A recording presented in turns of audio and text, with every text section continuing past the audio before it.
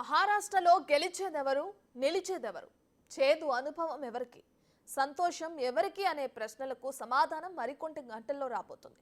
కాసేపట్లో కౌంటింగ్ ప్రారంభం కాబోతుంది. కొన్ని గంటల్లోనే తుది ఫలితాలు రాబోతున్నాయి.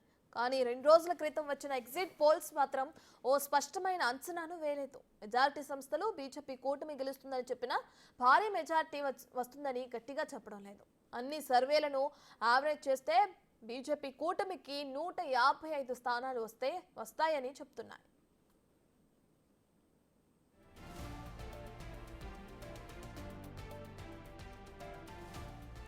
288 స్థానాలున్న మహారాష్ట్రలో అధికారం చేపట్టాలంటే 144 సీట్లు ఉంటే సరిపోతుంది. కానీ మ్యాజిక్ మార్క్ను కనీసం 30 స్థానాలైనా ఎక్కువగా రాకపోతే 5 ఏళ్లు ప్రభుత్వం ఉంటుందని గట్టిగా చెప్పలేమని పొలిటికల్ పండితులు చెప్తున్నారు. గడిచిన 5 ఏళ్లు మహారాష్ట్ర రాజకీయాలను పరిశీలిస్తే ఇదే స్పష్టమవుతుంది.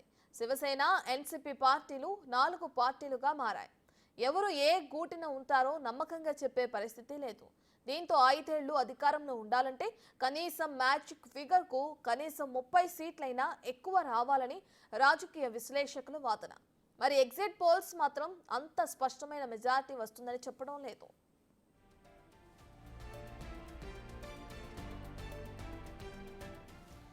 రెండు 288 స్థానాలున్న మహారాష్ట్రలో అధికారంలోకి రావాలంటే 145 సీట్లు గెలుచుకోవాలి. బీజేపీ సారథ్యంలోని మహాయుతికి 225 సీట్లు వస్తాయని అంచనా వేసింది కేకే సర్వే సంస్థ. ఇక పీపుల్ పల్స్ సంస్థ 182 వరకు ఎన్డీఏ కూటమికి రావచ్చని తేల్చి చెప్పింది. మ్యాట్రిచ్ అనే మరో సర్వే సంస్థ మహాయుతికి 150 నుంచి 170 సీట్లు, మహావికాస్ కాడికి 110 నుంచి 130 సీట్లు వరకు వస్తాయని అంచనా వేసింది. దాదాపు అన్ని సంస్థలు ఎన్డీఏ కూటమికి అనుకూలంగా తీర్పు ఉంటుందని అంచనా వేశాయి.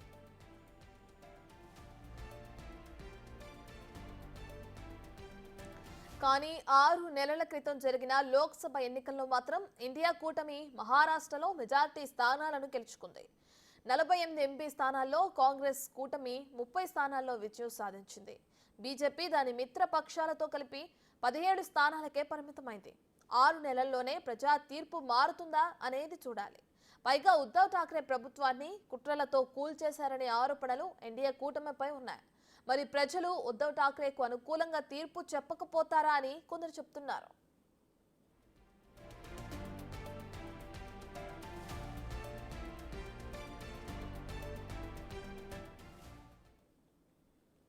ఇక్కడ ఇంకో విషయం కూడా గుర్తుపెట్టుకోవాలి. లోక్సభ ఎన్నికల్లోని 2 కూటముల మధ్య సీట్ల సంఖ్యలో భారీ తేడా ఉన్న ఓట్ల శాతం మాత్రం కేవలం 0.6%. ఈ గ్యాప్ను నింపుకోవడానికి సీఎం షిండే ప్రభుత్వం కీలక నిర్ణయం తీసుకుంది. అందులో భాగంగానే మహిళలకు ప్రతి నెల 1500 రూపాయల ఆర్థిక సాయం చేస్తుంది. పథకం కింద లబ్ధిదారులు సుమారు 2.5 కోట్ల మంది ఉన్నారు. దీని ప్రభావం గట్టిగానే ఉంటుందని ఓ అంచనా. ఇదే ఫలిస్తే ఎగ్జిట్ పోల్స్ అంచనాలు నిజమయ్యే అవకాశం ఉంది.